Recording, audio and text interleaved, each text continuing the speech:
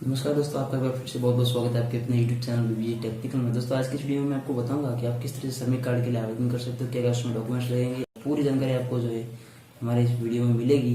तो आपको जो है इस वीडियो को शुरू से लेकर लास्ट तक देखना है। इस वीडियो में मैं आपको सिर्फ ये बताऊंगा कि आप किस तरह से जो है ऑफलाइन फॉर्म को फिल कर सकते हैं, और आने वाले वीडियो में आपको पता चलेगा कि किस तरह से आपको जो है उसको ऑनलाइन अप्लाई करना है। तो दोस्तों, सबसे पहले मैं आपको बताता हूँ कि इसके लिए क्या क्या आपको जो है डॉक्यूमेंट्स लगाने हैं। तो आपको इसके लिए सिर्फ और सिर्फ एक मैं आपको फॉर्म दूंगा, जिसका लिंक आपको डिस्क्रिप्शन में मिल जाएगा। उसको मैं आगे बताऊंगा कि किस तरह से आपको पूरा प्रॉपर तरीके से फिल करना है, क्या पूरा प्रोसेस रहता है। तो डॉक्यूमेंट्स की बात करें तो फॉर्म तो आपको लगाना ही है। उसके अलावा आपको भामाशाह कार्ड, आधार कार्ड, राशन कार्ड और साथ ही आपको जॉब कार्ड, अगर आपने मनरेगा में काम किया है 90 दिन इसी वर्ष में, तो आपको जो है जॉब कार्ड लगाने की जरूरत है। नहीं तो आपको जो है ठेकेदार का साइन करवाने हैं, और वो सबूत पत्र जो होता है ठेकेदार का साइन का, वो भी आपको जो वीडियो के डिस्क्रिप्शन में मिल जाएगा। और उसको किस तरह से फिल करना है वो पूरी जानकारी आपको जो है आगे मिल जाएगी। तो दोस्तों, अब हम चलते सीधे अपने कंप्यूटर की स्क्रीन पर, जहाँ मैं आपको जो है पूरी जानकारी बता दूँगा किस तरह से क्या पूरा प्रोसेस रहता है। तो दोस्तों, उम्मीद करूँगा आपको आज का ये वीडियो जरूर पसंद आएगा। तो दोस्तों, अगर आप हमारे यूट्यूब चैनल पर पहली बार आए और हमारी इस वीडियो को पहली बार देख रहे हो तो प्लीज़ हमारे चैनल को सब्सक्राइब कर दीजिए, ताकि आने वाला हर वीडियो की अपडेट जो आपको सबसे पहले मिल सके। और साथ ही दोस्तों, अगर आपको ये वीडियो थोड़ा सा पसंद आ जाए तो वीडियो को लाइक जरूर करना। चलिए दोस्तों, चलते हैं कंप्यूटर की स्क्रीन पर, जहाँ मैं आपको जो है पूरी डिटेल्स बताता हूँ कि किस तरह से ऑफलाइन फॉर्म को फिल करना है। चलिए दोस्तों, शुरू करते हैं। तो दोस्तों, ये है श्रमिक कार्ड के लिए आवेदन फॉर्म, और अभी मैं आपको बताऊंगा कि आप किस तरह से इसको फिल करेंगे। पूरा कंप्लीट आपको देखना है, इसके बारे में आपको जो पूरी जानकारी मिल जाएगी। तो चलिए शुरू करते हैं। सबसे पहले हम लोग देख लेते हैं। सबसे पहला जो ये ऑप्शन है, इसमें आपको जो है आवेदक का नाम डालना है। यहाँ पे जो भी उसके भामाशाह कार्ड में उसका नाम हो और आधार कार्ड में नाम हो, वो सेम नाम डालना है। इसके बाद उसके पिता का नाम ही आएगा। इसके बाद उसका वर्तमान पता जो भी हो, एड्रेस आपको डाल देना है। मकान या घर संख्या जो भी हो, मोहल्ला वगैरह आपको पता ही है ये तो। फिर उसकी ग्राम पंचायत, वार्ड संख्या, ब्लॉक या शहर और ज़िला। उसके बाद में उसका मोबाइल नंबर डालना है आपको, ताकि इससे संबंधित जो भी मैसेज हो वो उसको मिल सके। इसके बाद में यहाँ पे आपको नीचे स्थायी पता डालना। स्थायी पता जो भी हो, मतलब अगर सेम हो वर्तमान पता और स्थायी पता, तो आपको सेम डालना है, और अगर अलग हो तो अलग डालना है। इसके बाद में नीचे आप देख सकते हो, यहाँ पे चौथे में उसकी जो भी कैटेगरी है, वो कास्ट कैटेगरी, वो उस पर आपको जो है टिक मार्क कर देना है। उसके बाद नीचे आपको जो है आयु जो भी उसकी हो आधार कार्ड के अनुसार और भामाशाह के अनुसार, वो आपको यहाँ पे लिख देनी है। और साथ में यहाँ पे आपको जन्म तारीख भी लिख देनी है। इसके बाद में कितनी उसने पढ़ाई की है, उसकी शैक्षणिक योग्यता यहाँ पे आपको डालनी है। जो आप श्रमिक कार्ड है वो किसी भी के भी नाम से बना सकते हो, लेडीज़ के नाम से भी बना सकते हो और जेंट्स के भी नाम से बना सकते हो। साथ ही उनकी बेटी के नाम से बना चाहते हो तो उसके नाम से भी बना सकते हो। इसके लिए उनकी एज जो है वो 18 साल से ऊपर होनी चाहिए। इसके बाद में आपको देख सकते हो नीचे लिखा गया है कि आयु का प्रमाण पत्र संलग्न करें। एज लिखने के बाद उसका जो भी उससे रिलेटेड सर्टिफिकेट होगा वो भी आपको जमा करना है, जिसमें स्कूल का प्रमाण पत्र, जन्म प्रमाण पत्र, चिकित्सा का प्रमाण पत्र, ड्राइविंग लाइसेंस या वोटिंग कार्ड या आधार कार्ड। ये डॉक्यूमेंट्स जो है वैलिड होंगे, तो इनको भी इसके साथ में लगाना है। तो आधार कार्ड के बारे में मैंने आपको पहले बता दिया, तो आपको आधार कार्ड इसके साथ में अटैच करना है। इसके बाद में आते हैं नीचे 8वें नंबर पे। तो 8वें नंबर पॉइंट में आपको विवाहित है, अविवाहित है या विधवा या विधुर है, उस पर टिक मार्क करके उसको सेलेक्ट कर देना है। फिर नीचे यहाँ पे जितने भी सदस्य होंगे उन सभी का नाम लिखना है। यहाँ पे मुखिया का नाम आने के बाद मुखिया का नाम के साथ में आपको सभी के नाम यहाँ पे डाल देने हैं। इसके बाद में यहाँ पे बैंक खाता संख्या, फिर बैंक का नाम, Aadhaar card number, Bhamashah card number और ये सब डिटेल जो भी आपके पास में अवेलेबल हो वो फिल कर देनी है, और जो भी उसके लिए लागू नहीं उसको काट देना है।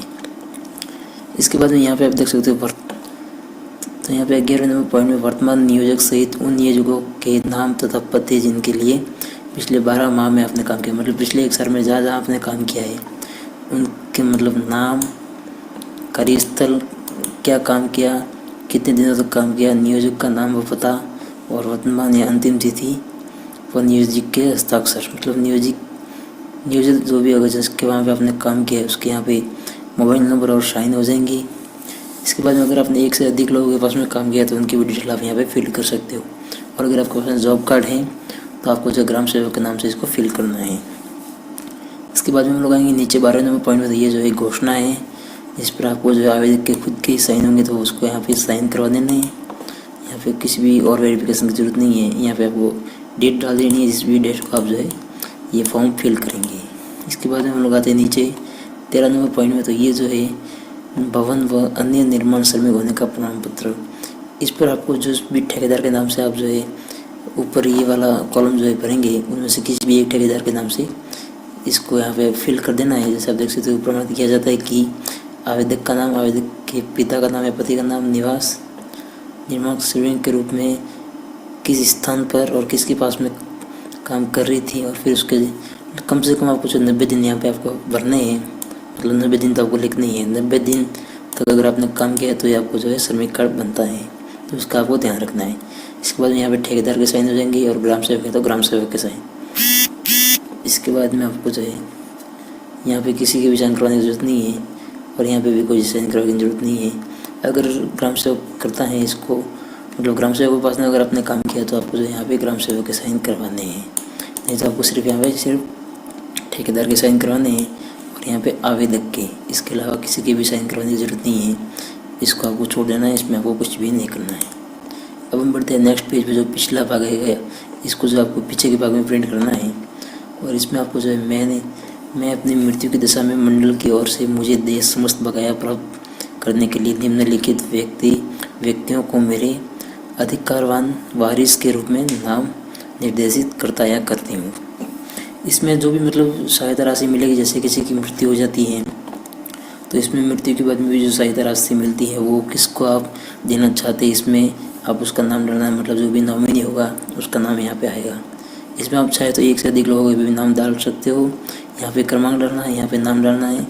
इसके बाद में हिताधिकारी से संबंध और आयु और कितना प्रतिशत जो है आप देना चाहते हैं। अगर मतलब 2 लोगों के नाम डालेंगे तो जैसे एक को 50-50 50% एक को और दूसरे को 50%, और अगर एक ही नाम डालते हो तो एक को जो है पूरा 100% आपको यहाँ पे कर देना है। और अगर एक से अधिक नाम है तो किसी को 50%, किसी को 25% करके आपको 100% पूरा करना है। उम्मीद करूँगा दोस्तों आपको समझ में आ रहा होगा। अब हम बढ़ते हैं आगे, और यहाँ पे लास्ट में आपको आवेदक के साइन करवाने हैं। इसके बाद नीचे कुछ नियम और शर्तें इनको आप पढ़ सकते हो। उसके बाद में और कुछ करने की ज़रूरत नहीं है, फॉर्म जो आपका कंप्लीट हो गया।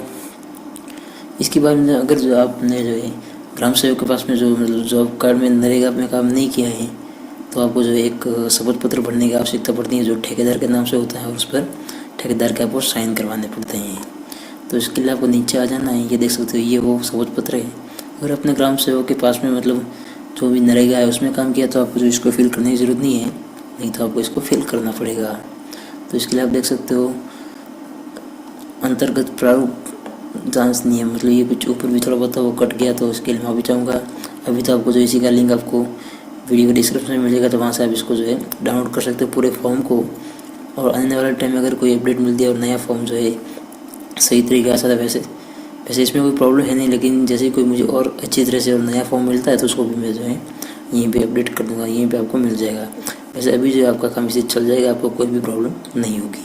तो अब हम बढ़ते हैं आगे। यहाँ पे आपको जो है आवेदक के नाम डाल देना है, आवेदक के पिता या पति का नाम, उम्र, जाति, निवासी, और फिर उसके बाद में ये है कि मैं आज से पूर्व 365 देता हूँ, मैं न्यूनतम 90 दिन अधिक, ये सब कुछ आप पढ़ सकते हो। इसके बाद में यहाँ पे नीचे आवेदक के साइन करवाने हैं और यहाँ पे डेट डाल देनी है। इसके बाद तस्दीक में भी आवेदक के नाम से भरा जाएगा, ये भी, और यहाँ पे भी आवेदक का नाम आएगा, डेट डाल के यहाँ पे आपको साइन करवा देने हैं।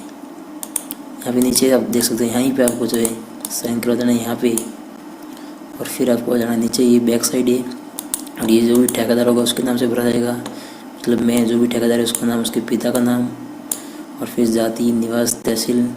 उसके बाद में ये है कि मेरे भवन निर्माण 4 दरवाजे निर्माण में ठेकेदार कंस्ट्रक्टर हूँ, और मैंने जो है ये मतलब जो भी आवेदक है उसने मेरे पास में काम किया है और कब से कब तक किया, आपको डेट डाल देनी है, और फिर कुल कितने दिन तक किया है, 90 दिन, 100 दिन, जो भी हो आपको यहाँ पे डाल देना है। फिर जो भी आवेदक है उसका नाम यहाँ पे आ जाएगा, फिर यहाँ पे जो है दिनांक डाल देनी है, यहाँ पे ठेकेदार के साइन होंगे। इसके बाद में ये जो सत्यापन है इसको भी ठेकेदार के नाम से भरना है, और यहाँ पे डेट डाल के यहाँ पे ठेकेदार के साइन करवाने हैं। दोस्तों यहाँ पे मैं आपको एक बात बता देना चाहता हूँ कि जहाँ तक हो सके आपको जो है सील वाला जो भी गवर्नमेंट रजिस्टर्ड जो भी ठेकेदार है उसी के साइन करवाने हैं, नहीं तो हो सकता है कि आपका जो श्रमिक कार्ड है वो रिजेक्ट हो जाए। तो इस बात का आपको ध्यान रखना है। वैसे चल तो चाहता है, कोई प्रॉब्लम होती नहीं है, लेकिन कई बार जब डॉक्यूमेंट्स को अच्छी तरह चेक किया जाता है तो हो सकता है कि आपका जो भी ये आवेदन फॉर्म है ये रिसबमिट कर दिया जाए। दोस्तों ये जो फॉर्म है लगभग अगर सही डॉक्यूमेंट्स आपने अपलोड किए तो डॉक्यूमेंट मैंने आपको पहले बता दिए हैं, तो आपका जो 1 महीने भर में लगभग बन के आ जाता है। लेकिन कई बार कुछ छुट्टियाँ वगैरह आ जाती है, जिसकी वजह से टाइम थोड़ा ज़्यादा लगता है, तो लगभग आपको जो है मिल ही जाएगा। और दोस्तों इसका स्टेटस आप चाहे तो मित्र पर चेक कर सकते हो। तो दोस्तों उम्मीद करूँगा कि आपको आज का ये वीडियो ज़रूर पसंद आया होगा। और दोस्तों अगर वीडियो पसंद आई हो तो वीडियो को लाइक कर दीजिए, और साथ ही अगर आप हमारे इस वीडियो को पहली बार देख रहे हो तो हमारे यूट्यूब चैनल को सब्सक्राइब कर दीजिए, ताकि आने वाले हर वीडियो की अपडेट आपको सबसे पहले मिल सके। तो चलिए दोस्तों, आज की इस वीडियो में इतने, कल फिर से मिलते हैं एक नई वीडियो के साथ में, एक नई अपडेट के साथ में। तब तक के लिए जय हिंद, जय भारत।